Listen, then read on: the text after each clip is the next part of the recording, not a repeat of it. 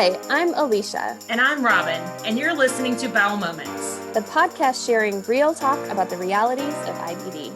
Served on the rocks. This week, we had quite the conversation with Beth Meals. Beth's story is wild, and we talked to her about her IBD diagnosis, but also her diagnosis with endometriosis and POTS. We talked to her about medical gaslighting and the gaslighting that was happening in her family regarding her medical issues. We talked to her about support groups, and we talked to her about working with a dietitian, and so much more. Cheers. Hi, everybody. This is Robin. Welcome to Bowel Moments. Hey, guys. This is Alicia, and we are so excited. I'm wrecking this show already. We are so excited to have Beth Meals join us. Beth, welcome to the show. Yes. Hi, guys. Beth, again, we are very excited to have you on. I'm really looking forward to hearing your story, but we're going to ask you first, what are you drinking? I'm being real boring because I'm still at work, so water. Yeah. Water is important. Hydration is important. Exactly. Hydration is key. Very much so, especially for folks with J pouches. So, hey, exactly. Robin, what about you? I am hydrating with a very large glass of sangria. I approve. What are you drinking, Alicia? There's fruit juice in there, Robin. It has vitamin C. Exactly. There's it's fruit. It's good for you. I made myself a classic margarita, which is like the actual squeeze the lime juice, do all that sort of stuff instead of a mix. And I'm excited for it. It looks good. It does Cheers, look guys. good. Cheers. Beth, next question for you. Tell us your IBD story. What brings you into our community? So I have been in the IBD community officially since 2014. I was diagnosed in August of 2014 after a 3-month-long severe flare that started 2 hours after I gave birth to my oldest son. But I had been having flares since June of 2008. About a week after I graduated high school, I had a 3-week-long flare, 20, 30 bowel movements a day, blood, mucus, horrific abdominal pain. And I was told it was a parasite or a bad stomach bug. And my favorite from my own mother was that it was psychosomatic and I didn't want to go to college. Yeah. So I just want to say, oh my goodness. And now I'll put myself on mute. Yeah. So that's my favorite. Took me to a quack GI in our little small town who was the one who told me I had a parasite. And then after that kind of triggered the whole, okay, maybe it is in my head. So every time I would have a flare, I'd wind up at the doctor. They'd be like, oh, it's stress. Oh, it's IBS. You're too young to have anything. We're not going to do a scope, blah, blah, blah. And that went on and on and on. And I had 2 flares in that first pregnancy. And then obviously the big one that I finally got diagnosed was on mesalamine and Mirwasa enemas and steroids for about a year. That finally got me in remission. And I stayed in remission on mesalamine for 3 glorious years, but was told diet didn't matter. So I stayed on a low fiber diet for those 3 years. And then I got a stomach bug that kicked me into the biggest sick ever, 4 years of a flare. They threw me on 6-MP, that GI, when my body reacted within hours of being on it. And I thought I was literally on my deathbed, and she wouldn't answer her phone for a week. After a week, she cussed me out and told me it was my body's fault that I reacted to that. And after she cussed me out for 10 minutes, I hung up the phone and promptly found a new GI. The new GI, then we started on Entyvio first, and then that failed me in 6 months, the medicine failed me in 6 months. And then I went on Remicade with methotrexate, and that didn't work after 3 doses. So then they switched me to Xeljanz with methotrexate. That actually made my symptoms worse over the summer. So then we did the last ditch effort of Stelara because at the time there was no other options. And I did Stelara for, 6 months. They scoped me. It wasn't doing anything. So they re-induced me, made me do it monthly, and still nothing. And by that time I saw a surgeon just as, to get my foot in the door.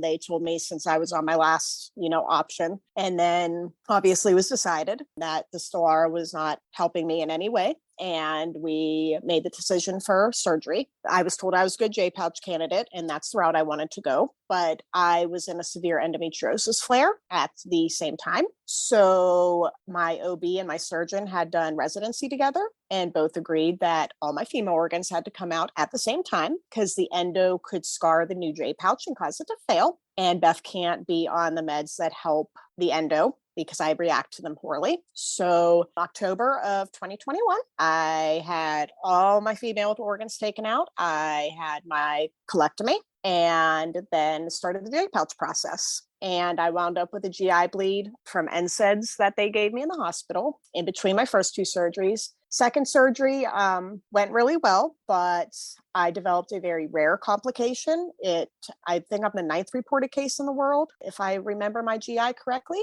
And it's post-colectomy enteritis with ulcerative colitis. And the theory is that like microscopic UC cells make it into your small intestine and cause inflammation. So I had that and they threw me on steroids to try to get rid of that. And then in the meantime, I developed an allergic reaction to the staples with my anastomosis. So that was fun. And I did a fun 7 weeks of self-fecal transplants every night to cure that, to heal that up. And it worked. And after a long 5 months in between those last two surgeries due to complications, I finally had my takedown in April of 2021. And I would do it all over again in a heartbeat because the J pouch is 1,000 times better than any UC flare I've ever had, even with all its little nonlinear quirks, because I'm only 9 months post-op now. I think I'm 9 months. And I've been doing pelvic floor PT for about 5 months and been working with our wonderful, wonderful friend, Stacey Collins, dietitian, to help with some food related trauma from years of UC and being too scared to introduce lots of foods back in that I missed and I knew I needed back in my diet for obvious nutrition reasons. And I'm still dealing with a little bit of leakage issues, but the pelvic floor PT has helped a lot. And most of that is probably from the lack of all my female organs on top of the colectomy, because they had to take out my cervix too. So like I was really manipulated down there, but that's even getting better. So yeah, that's pretty much it. Oh, and 3 weeks before my takedown to the day, my husband got diagnosed with UC after a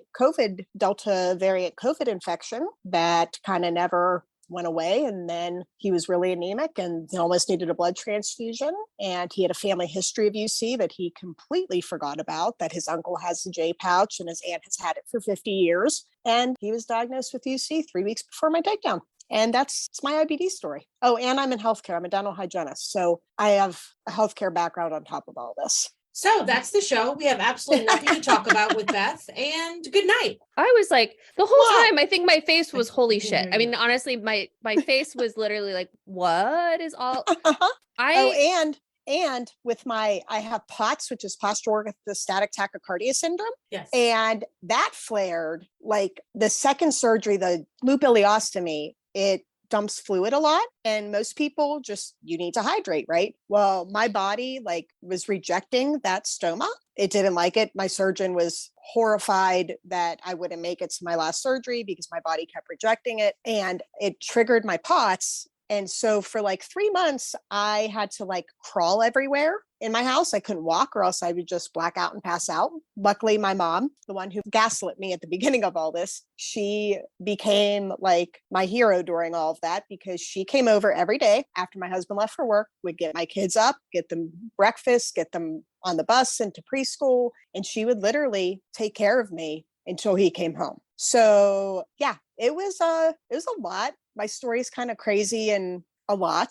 But Alicia's just blinking her eyes. She's just blinking. Alicia's just staring at you, blinking. I don't even know where to go from here. Jesus. It's a lot, but that's why I'm here, right? Because my story is just all sorts of crazy. But why is your body trying to kill you so badly? What did you do? I don't know. I mean, or I shouldn't say that because it's very shaming. Apologies, but yeah, your body just seems like it's out to get you, and this is wild. I've always thought to myself, in a former life, what did I do? What did I do to have all of this? I don't know. But you know what? I'm really strong for it, obviously, and I'm really empathetic towards my patients. I have great empathy from all of it, so that's helpful. Well, and I'm sure towards your husband as well, since you were like, I get what's happening here and I can be okay with this. Okay, tell me the order. Was the POTS diagnosis before the UC? Where did the POTS diagnosis come in? So the POTS started in the 9th grade and was misdiagnosed as pulmonary vein dysfunction and I was thrown an inhaler, which didn't do anything. And I actually my POTS diagnosis came last. It happened first, but came last. So like I got POTS symptoms first, then endo symptoms, then UC symptoms. The endo was diagnosed first, then the then the UC, then the endo. Okay. I think I follow. Yeah. I mean, I guess I can understand why they were like, we're going to do surgery anyway. Let's just like take everything. But that feels like a lot of things to happen at the same time. It was. I 0 out of 10 recommend getting thrown into medically induced menopause at the same time you're getting a colectomy. It's not great, but like I did it. I mean, it wasn't, the worst part was the hot flashes, honestly. Like the hot flashes were not fun. And when you're profusely sweating, it causes a lot of bag leaks because the adhesive doesn't want to stick to your body when you're all sweaty all night long. So that was an issue with that first ostomy, was lots of bag leaks from night sweats from hot flashes. Yeah, like I knew it had to happen. And I was done having kids. My kids are 6 and 8. And when my younger son was 1, I had to have a uterine ablation because I had bled for 2 straight years. Like I bled through his entire pregnancy and a year afterwards, and they could never figure out why. They did like 2 or 3 D&Cs and an IUD and pills, and nothing stopped it. So like I already couldn't have any more kids. Like I was already unable to have them with the ablation. So when they told me everything had to go, I was like, okay, all it does is cause me pain. So see you later, alligator. But you know, it was a lot all at once. Beth, honestly, when you were talking, the word that popped into my head is trauma, medical trauma, you know, because it seems like there are a lot of different things happening. And at also, the same time. Yes, at the same time. Yeah. But also it sounds like people are maybe not believing you as well, in addition. So yeah, that was a lot of it. Like since I was in 9th grade, like I was never believed. And I'm like, I am not making this stuff up. Like I'm not crazy. And it took until my OB that I still am with this man to this day. I drive an hour and a half to see him and I do not care. And he was like, listen, you have been treated poorly. You've not been believed. I believe you. We are going to get to the bottom of this. It's going to be okay.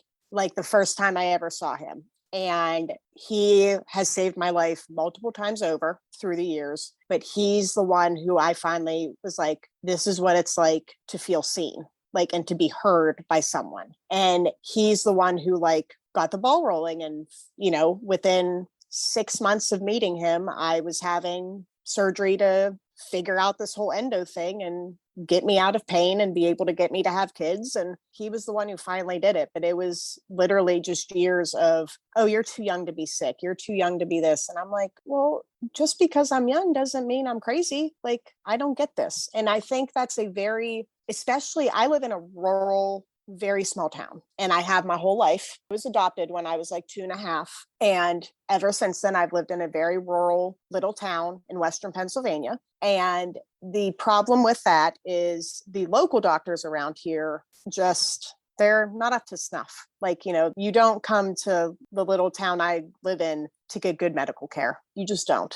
So I think that's a lot of it was just like the lack of education in my small town of these providers dealing with a young person having major issues and dismissing them for, you know, little things. Like it should not take someone 6 years to get diagnosed with UC. And so I think that was the hardest part for me, was getting to the right providers. And like, I'm very fortunate that like an hour away from me, I have very good healthcare. But when you're young and you're still on your parents' insurance, it's not like you can just be like, Mom, I need you to drive me to Pittsburgh today because I need to go see this doctor. Like, that's not how it works when you're in high school. So like it took until I didn't have health insurance for many years, because back then that was pre-Obamacare, when you would stay on your parents' insurance till you're 26. So I had to wait till I got married, because I'm in dentistry. You don't get health insurance when you're in dentistry. I'm a dental hygienist. You don't get health insurance. So I had to wait till I married my husband to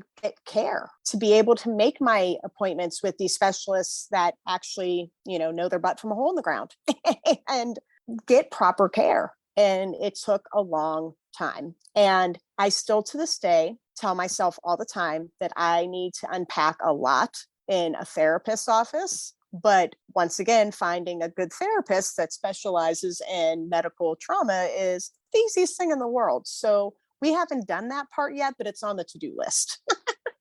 Yeah, I'm always like one thing at a time. Yes. I got the Crohn's to where I am and the J pouch to where I am, and then I'm like, okay, let's see a rheumatologist. Okay, let's go see the dermatologist. Okay. Yep. Yeah, it's like one thing at a time. Yep, that's me. I'm like, okay, J pouch is done. Pelvic floor therapy. Now we're in dietitian therapy. Then we're going back to pelvic floor therapy. I'm like, and then maybe real therapies last on that list. Well, I think it's a little bit like the whole like airplane thing where it's like you got to put your mask on first before you put masks on others. Yep. I think unfortunately the crisis that needs to happen is the one you deal with then. And then once that passes, you can get to a point where you're like, okay, I now have the emotional capability to tackle these other issues. You know, when you're in crisis, that's not the time to be like, let's delve into all of my medical trauma. Yeah. And that's just it. Like, because I'm still in crisis mode, because I still am working on getting my husband into remission. We're still in the throes of that. My oldest son has special needs, and it's been, you know, his whole second grade year, the poor thing. We've changed medications 4 times, trying to find one that works, and he's had a rough year. So, you know, like I have to like try to get all those ducks in a row before I can get myself in a row.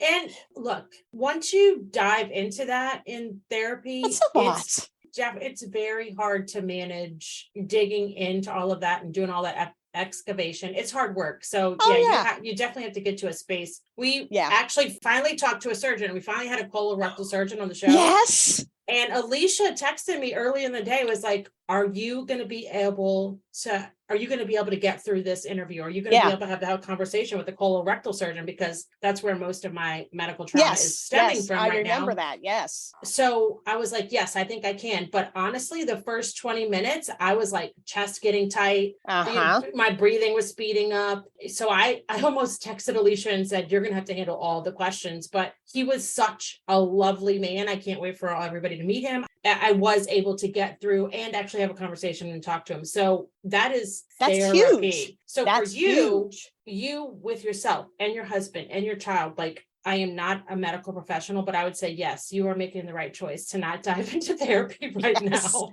I feel like I'll know when I'm there, and it's not right now. It's not right now. No, and that's okay. And frankly, also, I think the other aspect of this too is just it costs money to be in therapy. You know? And so unfortunately, it is a bit of a privileged thing to do.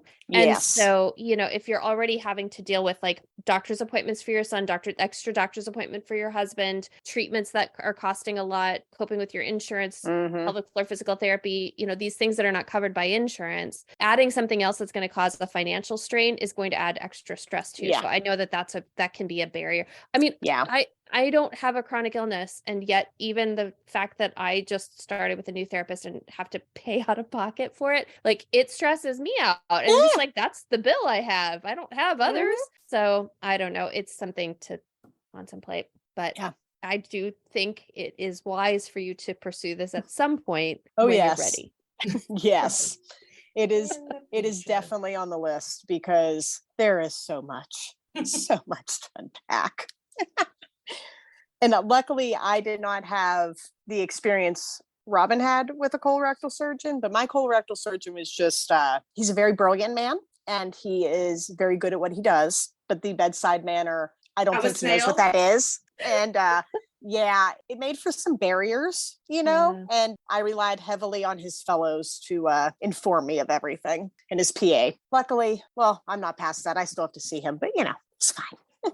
There is kind of a joke in the medical community, isn't there, about people who choose to go into surgery, perhaps being the folks that maybe struggle a little bit more with their social skills. Yeah. I will tell you, the Dr. Fakera, who we interviewed recently, he does not seem to struggle in that area. So he's checking a lot of boxes. Yeah. But I have heard this, and I've had a surgeon before too, where I'm like, this is not your forte. No. And but my OB, is wonderful, and he's a surgeon, but it's just I don't know. I feel like a lot of surgeons have to be neurodivergent.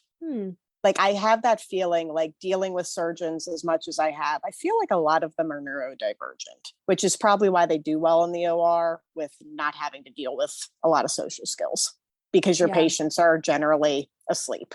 Let's hope so. Right? Gosh, if they're not, that's a different problem altogether. Oh, yeah. One of our friends that I don't think it got on the episode, but she woke up in the middle of her colonoscopy and sat up. Oh, gosh. Can you? I mean, I've woke up at the end of procedures too early, but not like in the middle, luckily. Yeah. It was cute because her doctor was like, she asked her doctor, did I wake up in the middle? And he goes, what do you think? And she's like, I think I woke up. Poor Lauren. Sorry, Poor Lauren. Lauren. Oh, gosh. Sorry, Lauren. We outed you, Lauren.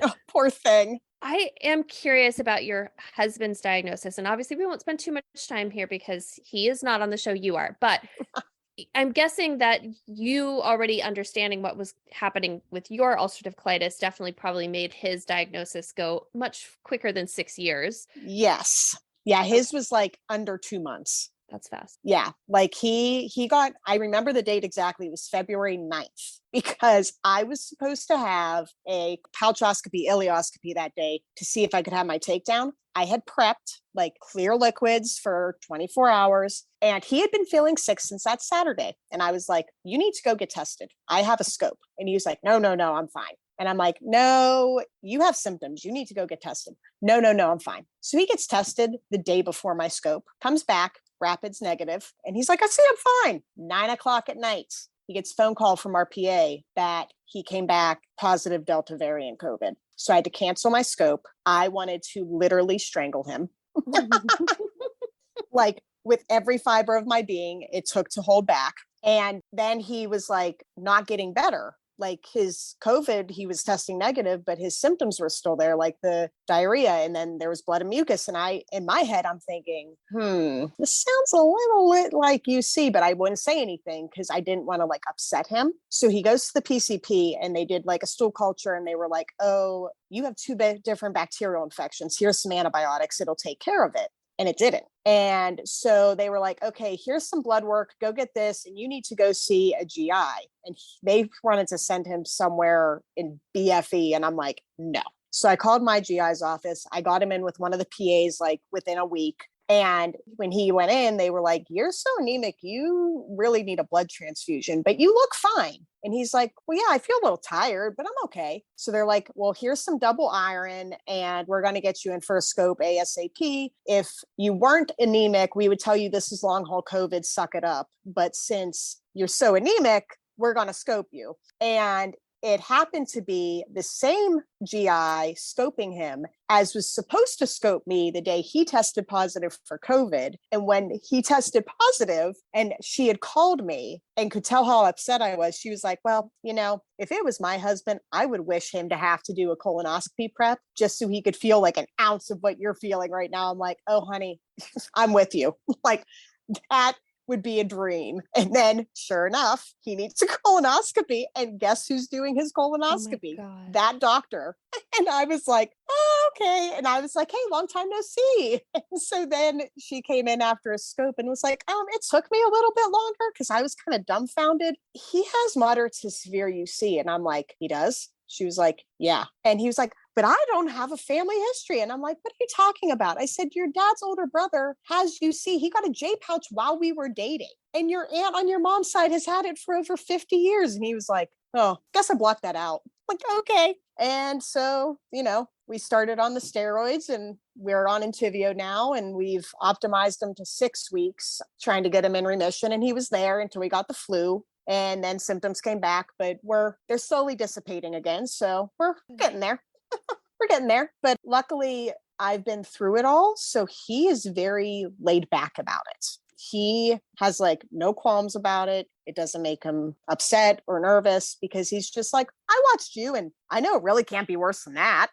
So it's fine. I'm like, thanks, hon. You're the best. Excuse me, sir. Excuse me, sir.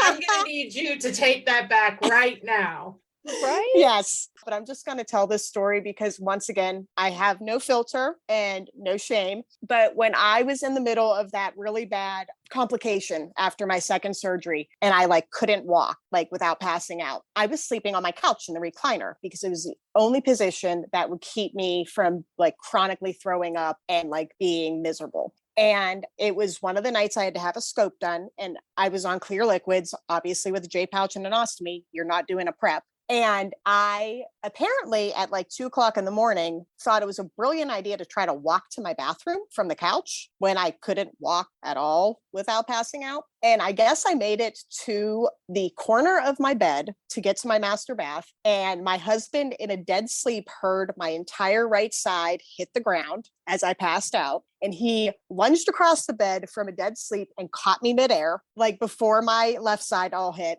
And my J pouch, which at the time was just full of mucus while it was healing, because I passed out, completely emptied onto my hardwood floor in my bedroom while I was passed out. And so afterwards, he got me to come to, got me in the bathroom and like got me in the shower and turned the shower on and had to clean up butt mucus off the floor of our bedroom.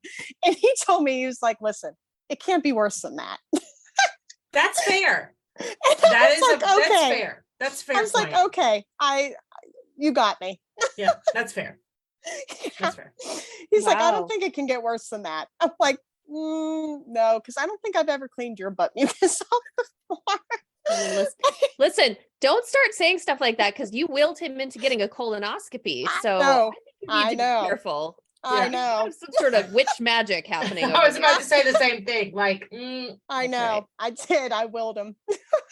And yeah, but you and that doctor were like cast some spells. And I saw her because I had he just got like shoved in the schedule, like, and we were just told be here at this time. Like no one told me who was doing it. And I didn't get to go back with him because of COVID. Like I was only allowed to go back afterwards. And I get in there and he is like, I'm one of those people, I get anesthesia and I'm like completely with it when I wake up because I've had it so much, but he's still like super loopy when he wakes up from anesthesia. And he was like, guess who did my colonoscopy? I'm like, who? He's like, the doctor from the hospital. I'm like, you don't say. Like, of course it was a doctor from a hospital. He's like, no, the one from the other hospital. I'm like, okay, honey, like, just close your eyes. It's going to be fine. And then she comes in and I was like, oh, hey. You're the doctor like, from the other hospital. Didn't we talk about this 2 months ago? And she was like, we did. And he's over there. It wasn't that bad, ladies. I was like, Ooh, again, saucy. Excuse me, sir. Excuse me, sir. I was like, come on, man. But he's just so like laid back about it because he's just like, his prep was probably not that hard because he was so sick. It was coming out anyway. So exactly. It's not like it was some dramatic thing that was happening. Exactly. And with him, like, he's lucky because like, I didn't know anything with diet actually matters and don't be low fiber forever. And like, I didn't know any of that because I didn't have resources. There wasn't this big Instagram IBD community out there before with all these IBD RDs that like you can talk to and they post stuff and they help. And you realize like, oh, like that's not what it's supposed to be like. And that's why I ended up starting working with Stacy after all of this, because I was so traumatized from being shoved down my throat for years that diet didn't matter. You're fine when it really does matter. It makes a huge difference. And so he's lucky because like what I cook for me is very anti-inflammatory. It's like super like IBD friendly because it needs to be pouch friendly for me. So like he doesn't cook. So he just eats whatever I feed him. So he's getting nutrients. He's getting the things he needs in this flare to help him heal, where I didn't have that resource. And the one day his mom's like, oh, how have you been? Like, are your symptoms any better? He's like, oh, I have good days and bad days. The bad days are usually when I don't eat what Beth makes me and I go rogue and have something I shouldn't. Then it's pretty bad. She was like, oh, okay. Mm-hmm. So, like he just likes to, divulge in these like bakery cinnamon rolls by his work that are delicious, but he eats like 2 or 3 of them and then wonders why he's paying for it. Yeah. When you're in a flare. I mean, it does sound really good though. Yeah, it does. They sound delicious. But it's very odd having both of us have it. And I'm very fortunate that our children, their pediatrician is one of the most brilliant doctors I have ever had the pleasure of dealing with. And he knew I had all my stuff, and he had to ask me during one of my son's checkups, like how I had been feeling. And I told him, and I was like, yeah, but you know that, their dad got diagnosed with UC like before my takedown. And he was like, what now? And I was like, yeah. And he goes, so the second your children have a loose bowel movement, we're going to be getting fecal calopreptin. We're going to be doing scopes. I was like, yep. And he goes, they're probably going to have a couple scopes between them by the time they're 18. And I'm like, yeah, probably. But, better safe than sorry. So I'm very fortunate that like their pediatrician is so on it and so on top of it that like, I know, like if I even like get an inkling something is up, I can call him and probably within a week, they will be getting a scope.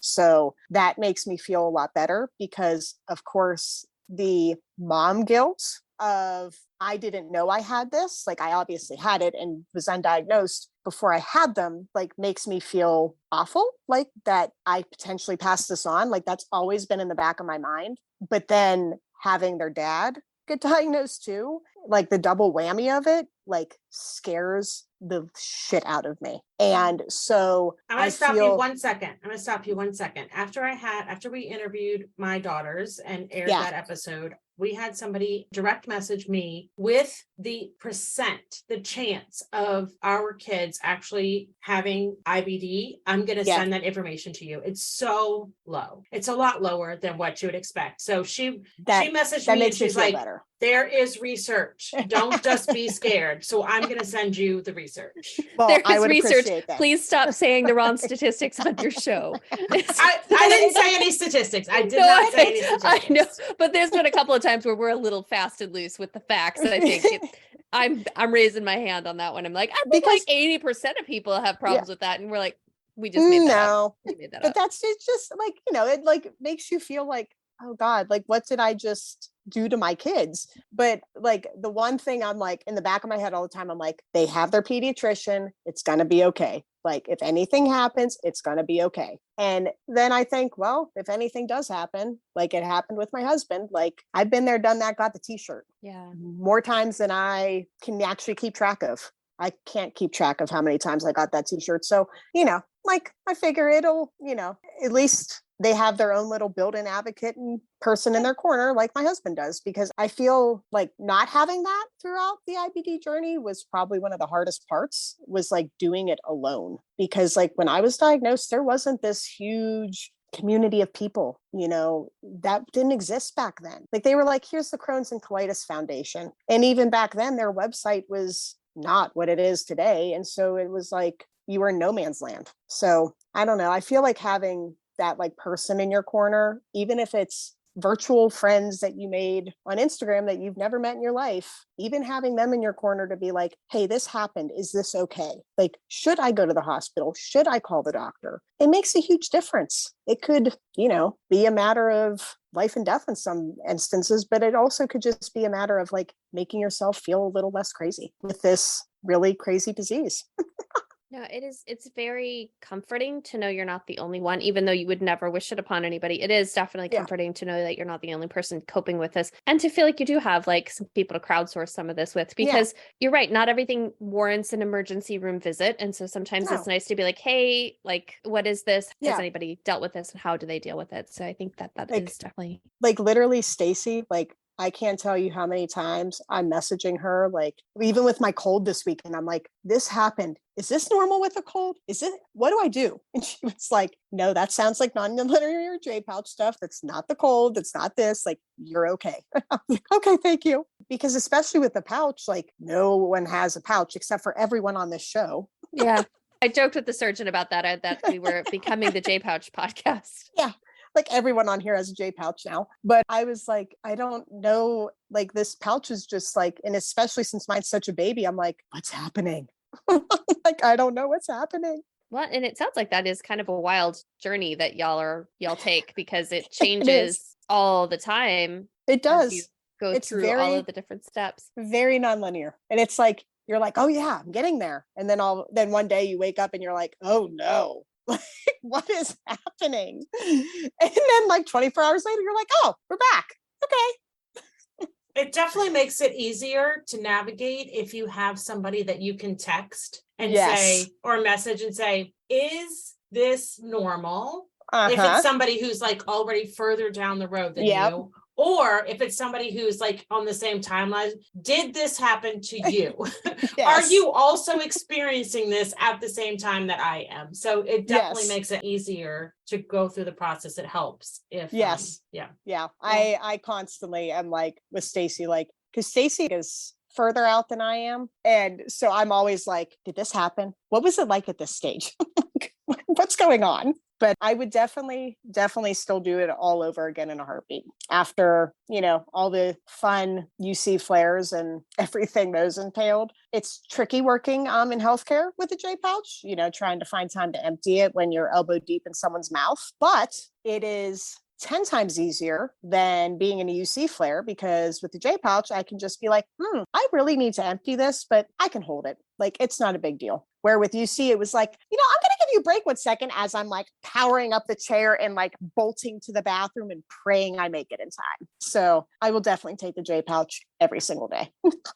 So we've had people on the show that have been diagnosed really quickly and that have taken a longer time to get diagnosed, but I don't think anybody has had quite the experience that you have had so far. I'm talking about specifically with the gaslighting. I'm not saying that people haven't been told like it's all in your head and stuff before, but I feel like you were told that about 3 completely different diagnoses by multiple physicians, multiple specialties, at your family at home. I feel like no one has had as dramatic experience when it comes to that part of it. It seems like just to the extreme. It seems to the extreme. It was the amount. And now that I look back on it, I know it was gaslighting. But like at the time, like starting in 9th grade, I didn't know. Like, I had no idea. I had no idea my parents weren't taking me to good doctors. Like, I was 15. Like, I had no idea. But it like started to culminate after like the 3-week-long flare, and like with being told by one of your own parents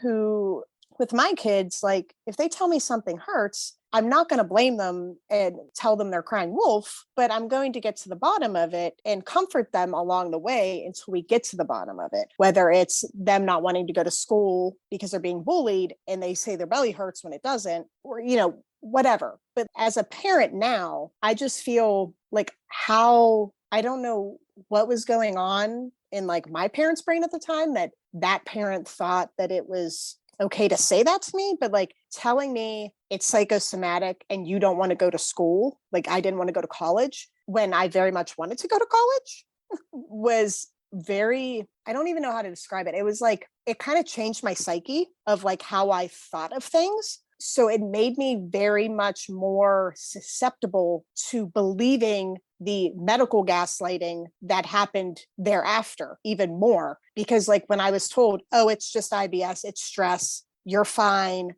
like you're just anxious, whatever. Or like, you just have really bad periods. You don't have endometriosis. You just have really bad periods. Like, take some ibuprofen, like I think that being told that at 18 years old, like it's psychosomatic, you don't want to go to college, when in my head I'm going, but there's blood, there's mucus. Like, I'm in the bathroom 30 times a day. I can't even make it to the bathroom without having an accident. Like, I was in such severe pain that I couldn't drive myself to my college classes that summer. My dad would drive me, but I wasn't allowed to go to the doctor. I was told I could go to the doctor when I got over myself, and then I could go to the doctor. And at the time, my now mother-in-law, because I was dating my husband back then, she saw me after maybe a week of this flare. I had lost 18 pounds in a week. And she saw me and she was like, oh my God, what happened to you? Like, we need to get you to a hospital. And I'm like, no, you can't do that. Like, I'm still on my parents' insurance. You can't do it. No,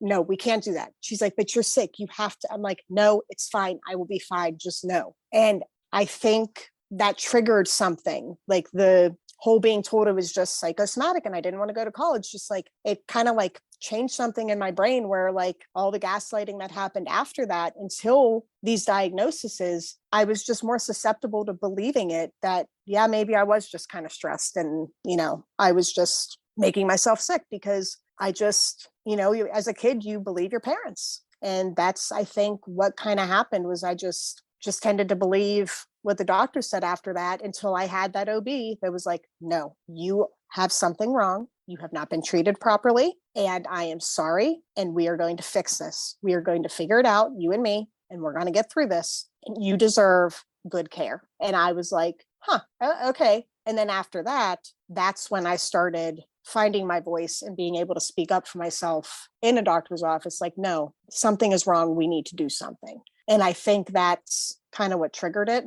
Because even with my 2 flares I had while I was pregnant with my son, I told my OB about it. But at the time, like they were so nervous about putting you under while being pregnant that they didn't want to scope me, you know, while I was pregnant. But of course, afterwards, when I was really, really sick and trying to nurse a baby on the toilet, you know, that was real fun. That's when it like really hit home. Like, yeah, something's really not right here. I highly recommend the nursing the baby on the toilet thing. Right? 5 stars. It's 5 it's stars. The best. Like, I don't know how other people nurse not on the toilet. I just don't know. 5 stars all the way. It's just the best place to nurse your baby. It's the best. So yeah, I think that's kind of what happened was like, I was gaslit before, then I was gaslit by my own parent, and then I was further gaslit by doctors, and it just like was this vicious cycle of being gaslit and not standing up for myself until, you know, the right doctor came along. But that's so hard because you were so young when it started, like you didn't have any way to learn to trust yourself in the first place. Do you know what I mean? Exactly. Exactly. God, that breaks my heart. Please go to therapy when you're able, because honestly, like that's so fucked up. It's so fucked up that somebody, because this is the thing, like so many people with IBD talk about on the show about how they don't trust their body, that actually having the disease makes it so they don't trust their body. You had other people telling you not to trust your body even to start with. And now you layer that on top of having IBD, which makes you not trust your body. And just like, how do you ever decide whether this thing, you know, and I feel like the pendulum is going to swing one way or the other. Like it's either an emergency and you absolutely have to go, or you're like, I'm going to ignore this until my appendix bursts and I die. You know, like there's, and so I think I'm sorry that happened to you. I've tried to, you know, come to the conclusion that some things do happen for a reason. And I now have a very thick skin, and I also have a very loud mouth without a filter now. So in some ways it made me a better patient and a stronger patient, because like, I don't take bullshit anymore and I call it out the second it happens. And some doctors do not like that. And other ones are just like, okay, like you got me. Like, so I feel like it, you know, it molded me, but it took me years. I mean, that's still something, like, that's why I'm in getting a dietitian to help me through my food trauma, because I don't trust my body. Because like, and every week, like when we talk, Stacey tells me, she's like, remember, when you eat this, we try 2 bites, because our brain has to tell our gut that it is okay. It's not going to make us sick, but our gut also has to tell our brain that it's okay. It's not going to make you sick. And so like, it's a lot of learning to trust myself and my body. And it's still a work in progress. Yeah. It's still a work in progress. I have bad news. It's going to be a work in progress for a little while. Because I still have the same conversation about certain foods. Like I still have the same conversation with myself about certain foods, or it's like my safe foods. I want to stop eating so much of my safe foods because I'm in endoscopic remission. So I should be able to eat different foods and not eat just my safe foods. But I had to talk myself off a ledge today at lunch, opening my fridge. Like, you are fine. You do not have to think about preparing your safe foods for dinner tonight because you're fine. You're fine. So it's a work I in do progress. that all the time. It's a work in progress. Yes. I feel like I'm always going to have an internal dialogue with my brain and my pouch. And I talk to my pouch all the time. Whenever we try a new food and we do good, I'm like, see, you did good girl. We did this.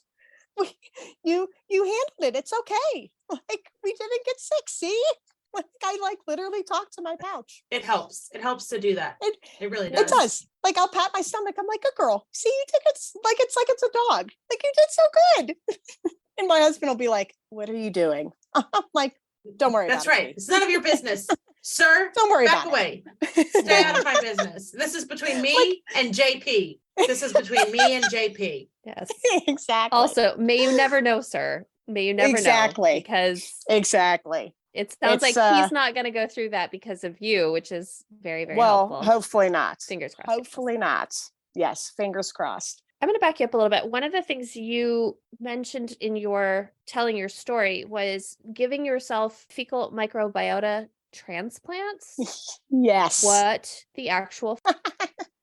So when I was having the allergic reaction to the staples, so what happened was, like, they scoped me and my anastomosis was literally eroding, and I was passing staples, like I was passing them, and then they were heaving like out of the anastomosis. And my surgeon tried to tell me that he's seen this a handful of times in his career, and it's the J pouch wants to work, but there's nothing there to work with because we haven't had our reversal yet. And the way to cure it is to reverse it, but he didn't want to do that because he was worried it would be too much at once and it wouldn't properly heal. And I'm like, so I'm allergic to the staples. And he was like, no, trying to like act like I wasn't. But he told me, he was like, we're going to have the stoma nurse at the office. You're going to go see her after you get dressed. I was in the PACU, and he was like, and she's going to teach you how to do this. And he's like, you're going to put 300 cc's of your ostomy bag into the side of your loop that goes to your J pouch every night. And I was like, okay, so I'm going to do a self-fecal transplant every night. And he went, yeah, that's pretty much it. He's like, get dressed, go see her. I'm like, oh, okay. So every night I literally put out puppy pee pads. You know what I'm talking about? Like the little puppy pee pads on my bathroom floor. And I would have to empty my ostomy bag into a like medical bowl, like you would have at the hospital, a plastic one. And I had a syringe with a catheter, and I would have to fill up the syringe. I forget, I think it was like 6 times or 7 times or 8 times. I don't even remember. And I would have to syringe it through the catheter into the side of my loop, because the loop has 2 openings. I'd have to put it into the side of the loop that went to my J pouch and catheter the output from my ostomy into that side to introduce the output slowly into the J pouch to try to get that tissue to like heal. And it worked. I did it for 7 weeks. And when he went back in to scope me before my takedown, he was like, it looks beautiful. Everything looks perfect in there. I'll see you in 2 weeks. So it worked, but it was like, it took like an hour every night. I listened to podcasts to like distract myself from it, because it was sometimes uncomfortable depending on the day. But it was fun for 7 weeks prior to my takedown to have to empty my ostomy bag and learn to empty my J pouch. Like I literally lived in the bathroom for 7 weeks, but it did work. It did heal up that anastomosis beautifully. But what was funny was when I woke up from having my takedown, I was only supposed to be in there like an hour. And I think I was in there like almost 2 hours. And when I saw him the next day, he was like, so your hole that needs to close up, it's a little smaller than normal because I took longer in there and I hand sutured everything together because I didn't want to have happen what happened with your anastomosis. And I went, and in my head, I went, so we're admitting Beth was allergic to those staples, but we're not going to say that out loud to our fellows and our students. Gotcha, doc. Like, your secret's safe with me. Because he just really did not apparently want to admit that I was allergic to the staples. So it was interesting. And the stoma nurse was lovely teaching me how to do it. Like, God bless her. I would never want that job of a stoma nurse. I would rather deal with people's foul mouths than that. But, to each their own. Yeah, it was very interesting because like you hear about fecal transplants, like other humans to other humans with like the microbiome, transfer, but I didn't know you could do it to yourself. It seems very contradictory. Like it doesn't seem like healing something is what you shouldn't put stool into. Yeah. Like it feels like they should be like, oh, you need antibiotics or whatever it is. But so like that is super fascinating. I've never heard of that. It was interesting, Yeah. to say the least. I think at the time I was like, I just put my head down and was like, okay, this is unpleasant, but I have to do it because I'm getting this freaking takedown if it's the last thing I do, because I was just done with that loop trying to actively kill me every day. So I was like, nope, I'm getting this thing gone. Like, if this is what I got to do, it's what I got to do. Afterwards, the stoma nurse said to me, she's like, between both our offices, there's not even a handful of patients I think that would actually go through with that. I'm like, well, apparently those people don't want their takedowns that bad. Yeah, no kidding. Like, what choice did you have? Right. It was very interesting. And I kind of am fascinated I had to do it because like it worked. Yeah. Like he said, it looked beautiful. And it was like 5 weeks between when I started that and my scope. And then it was another 2 before my takedown. So like I did it for 7 full weeks, but I only saw him after 5 weeks. And so literally within 5 weeks of doing that, like it completely healed and eroded anastomosis. So like it worked, but like, I don't know how, because apparently the scheduling manager for his office, when I went upstairs to like learn how to do it, she was like, he came flying in here, like coattails behind him. And he's like, I just don't know what to do with her. I need to call her GI. And like, he was so flustered. And he was like, apparently on the phone with my GI. And she overheard him say, yep. Do you think that's going to work? That's what we're going to have to do. Okay. I'm just going to have to tell her that's what she's going to have to do. And I was like, so they had to like decide between the two of them that Beth had to put her own output back in herself. And that was going to heal this. And she was like, that's what it sounded like. I'm like, all right. Please tell me she told you this after though, like well after. Yes. Okay. I was like, Yes, I afterwards. would be like, girl, you need to calm down. You can't say No, that stuff. she told me afterwards. She told me, she's like, yeah, he totally like was all frazzled. But I just don't know what to do with her. At least he asked. He went and asked instead of just wallowing in the indecision and not knowing. Yes, because he was just, I just don't know what to do with her.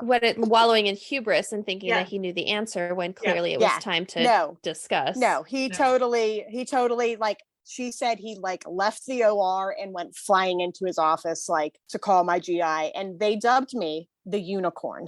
That is my nickname.